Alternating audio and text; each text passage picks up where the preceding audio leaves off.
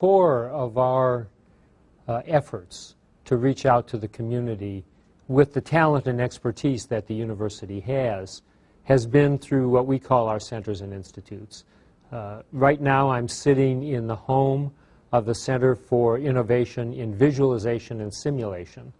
And if you've been watching the show that's been going on behind me, what you see is essentially three-dimensional interactive computer modeling of industrial processes that our faculty use to help guide research with the steel industry, with the electric power industry, with BP and the refinery industry, with various engineering firms, and then really beyond that with all kinds of interesting problems. These are things that will be tools of the future. They permit our faculty an outlet for their applied research abilities, and they offer the community, the business community in particular, a chance to solve very difficult problems in an interactive 3D computing environment that would otherwise have been very difficult to solve. So this is one of the keys to what we do in centers and institutes. We bring together faculty expertise, opportunities for student involvement, and community need, business need. Another great example of a center and institute that's had terrific success has been our Water Institute.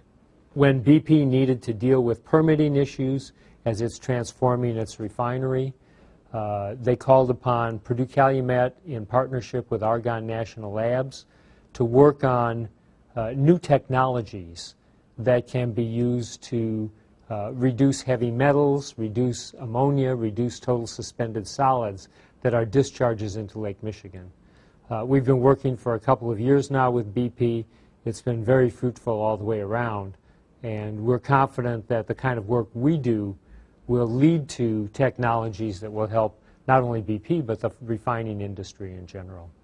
We've also got the Center for Energy Efficiency and Reliability that's been working with major industry to help reduce their power consumption, to level out the loads, to make it more efficient. They work with the power industry on developing alternatives. We're working on hydrogen fuel cells, for example.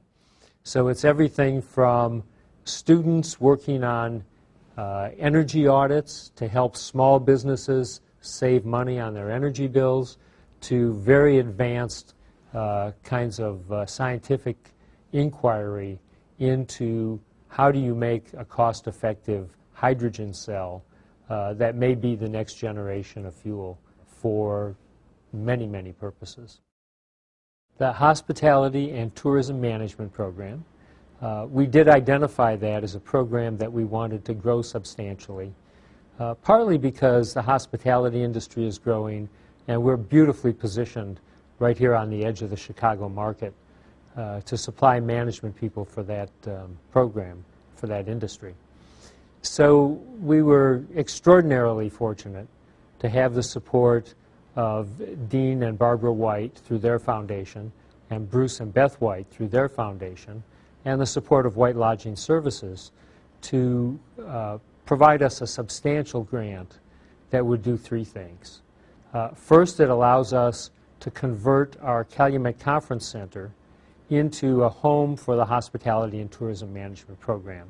So we'll have proper labs and a proper kitchen and a nice restaurant where they can serve, and plenty of office space for the faculty and staff, and lots of interactive experiential opportunities for the students. Secondly, we're using some of the money to create two new professorships, one in hospitality and the food and beverage industry, and the second one in real estate and finance, that we will be able to use to grow and expand and enrich the program. And third, we have a substantial piece of money from this gift for student scholarships. Mechatronics is, in short, the electronic control of mechanical processes. Easiest way to explain this is that we've developed a relationship with the packaging industry that makes packaging equipment, which is very mechanical but needs to be controlled electronically. And we've been very fortunate to receive, over the past year, about $800,000 worth of equipment gifts from the industry to help us set up real mechatronics laboratories. One of the things that we realized as we were planning our growth was that our campus is pretty much filled with facilities. So we understood that if we were going to be growing, it would have to be with a measure of online education. And we're starting this year. We have a program in nursing. It's a program for people who are already RNs who need to get their Bachelor of Science in Nursing degree.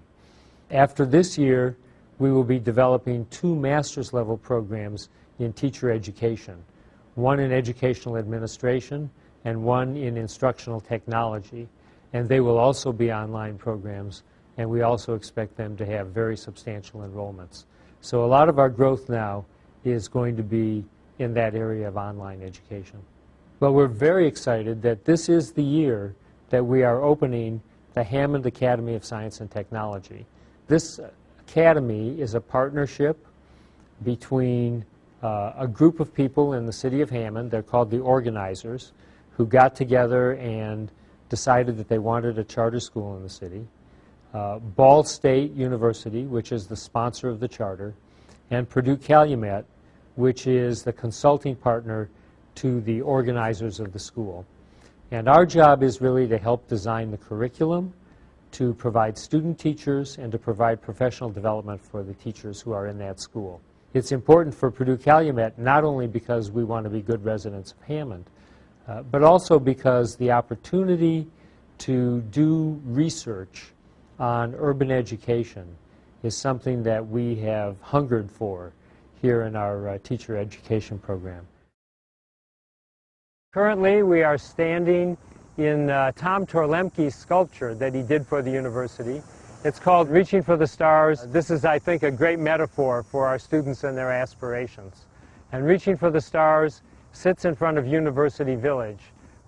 Probably a third of the students who live here could commute to Purdue Calumet from their homes in Northwest Indiana.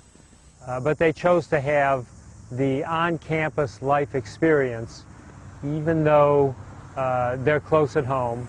But their jobs are here, their families are here, and it's a way that they can both be in this place, but also be a student who lives on campus. It's been great for us.